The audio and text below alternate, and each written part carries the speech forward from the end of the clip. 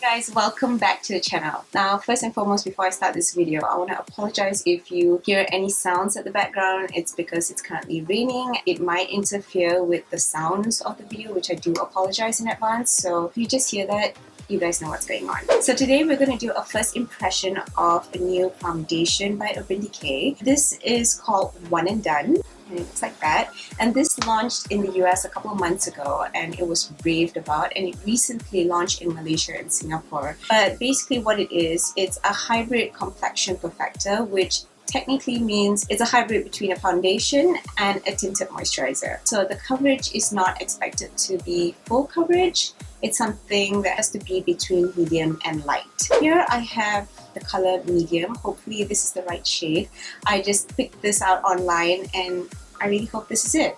And basically when you open the packaging, this is what it looks like. It comes in a little tube, which is very travel friendly.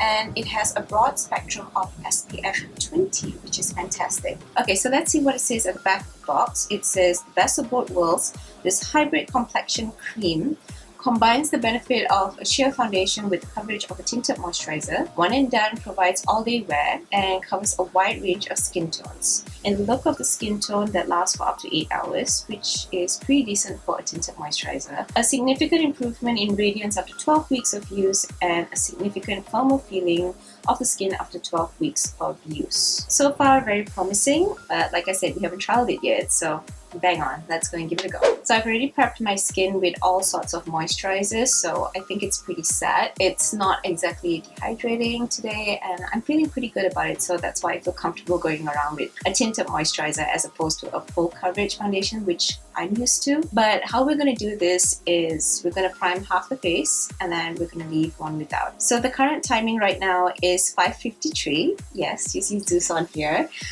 So we're going to give this a whirl and hopefully it's going to last us up to 6 to 8 hours. Daniel and I are actually going for a movie after this, so we're going to be out until pretty late, but no worries, I'll give you guys the updates on how it's going to go. So for my primer, I'm going to use this hydrating one by Vanilla & Co. This one is really nice to use, especially for those of us who have dry skin. Since I prime my face with tons and tons of moisturizer anyway, I'm just going to prep half the face with this. I also have a thing about prepping my neck with primer.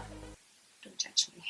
Okay, my skin is feeling pretty alright, but I do see like 1 or 2 pimples or imperfections that is happening below my chin. Maybe it's a thing with me, but whenever I get pimples or anything like that, the reaction is always concentrated under here. I don't understand why. It doesn't appear anywhere else. Anyway, hoping that this is in my shade, because if it's not, I'm going to cry tears. With regards to this foundation, there is an applicator brush that goes along with it. But I'm just going to use my Makeup Forever Professional 154. So this is the one in Straight and Wavy.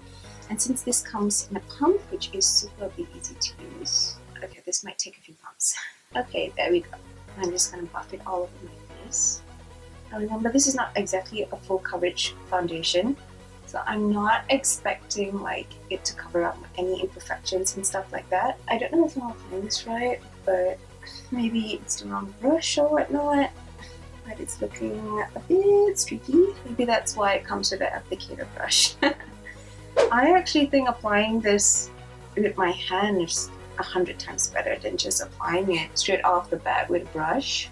It just seems so much seamless. But for me personally, ever since I got addicted to the Beauty Blender, I've just been using it non-stop. So maybe I'll do the other side, which is not primed, with the Beauty Blender, and then we'll see how it goes. Okay, now that I've blended this side down, it actually looks pretty good. I'm liking the coverage and the shade.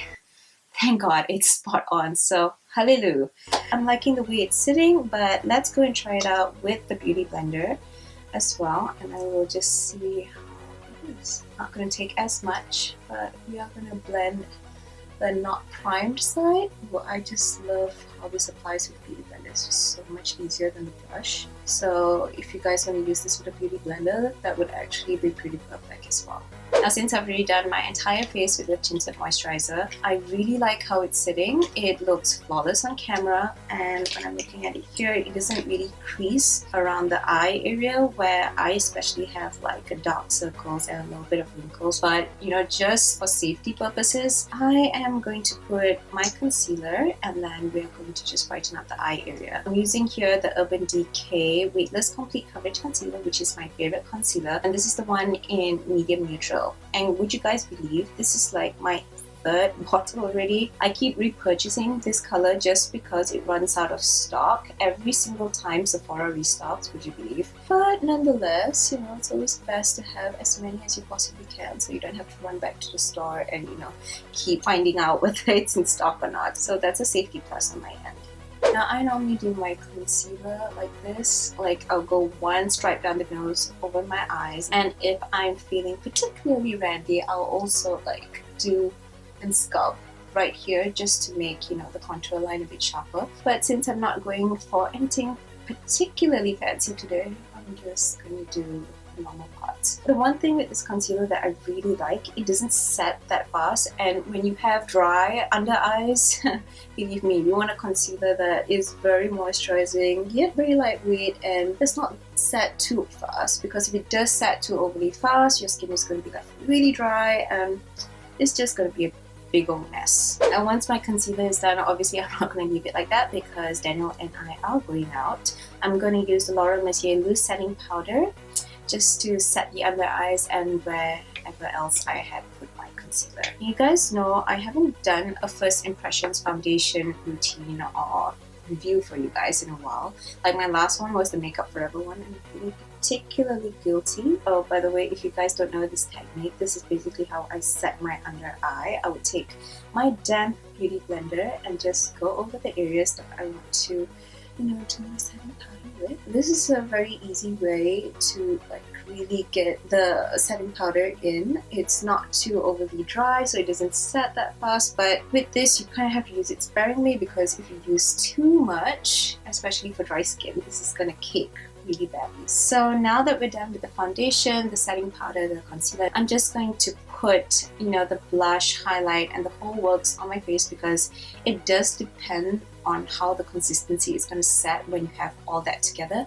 So I'm just going to do that quickly off camera, and then I'm going to be back in a real tick. So I put on my makeup and everything looks seamless, and I didn't have any problems layering on the highlight, the contour, and even the blush here.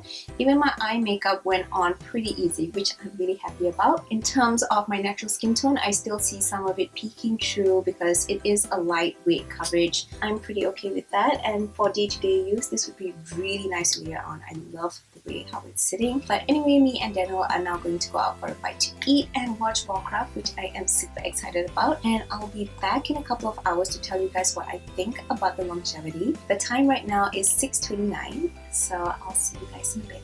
Okay, so Daniel and I just got back from the movie, which was awesome. If you guys haven't seen Warcraft yet, go and watch it. It is amazing. It'll even make you want to play the game or know the plot. And what I would suggest is ask somebody who has been playing Warcraft for a while, because I didn't know the plot and Daniel had to explain it to me, and it turned out pretty interesting. So yeah, if you haven't gone and watched Warcraft, please do so. But anyway, with regards to the foundation, it has been 5 hours, I think. Yep. Now it is 11:21, and so far I don't see any change, except probably just a little bit of fading on the side that is primed as opposed to the side that is not primed. So maybe the tinted moisturizer does go on better with the not primed side, but overall everything is holding up quite fine. I love how it's showing on camera off it, and I actually got a lot of compliments on the foundation as well, so I'm really loving it. So yeah, that is my take on the One and Done foundation by Urban Decay, and let me tell you guys, I really love it. It comes in multiple shades. I'm not exactly sure how much it's retailing at Sephora, but once I do find out the price list, I will list it down in the description box for you guys below. But if you guys did like this video and you took something away from it, please do give it a huge thumbs up. And if you have yet to subscribe, you can do so at the button below as well. In the meantime, I'll see you guys again in my next video, and see you then. Bye!